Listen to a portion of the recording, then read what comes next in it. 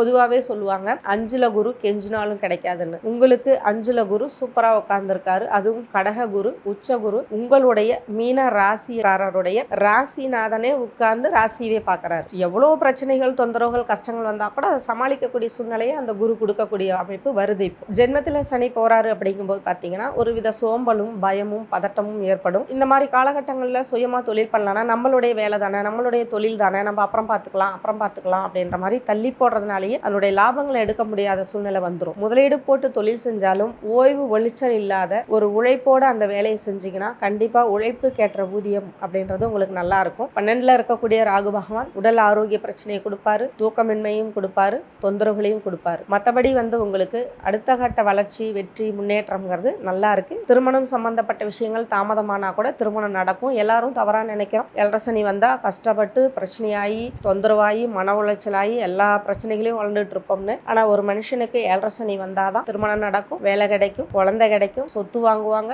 வீடு கட்டுவாங்க, கஷ்டப்பட்டு கடன்பட்டு இந்த விஷயங்கள்லாம் செய்ய வைப்பாரு. ஸோ இந்த மாதிரியான டைமிங்ல வாங்கக்கூடிய ஒரு சொத்தோ ஒரு வீடோ 3 தலைமுறைக்கு அசைக்க முடியாத சொத்தா கொடுக்கக்கூடிய சூழலை சனி பகவான் ஏற்படுத்துவாரு. ஏன்னா குருவோட பார்வையும் உங்களுக்கு வந்திருக்கு. குறுகிய காலகட்டம் தான். அதனால மீனராசி நேயர்கள் இதை பயன்படுத்திக்கலாம். மீனராசி நேயர்களுக்கு பார்த்தீங்கன்னா கண்டிப்பா திருச்செந்தூர் வழிபாடு ஒரு தடவையாவது போறது நல்லது.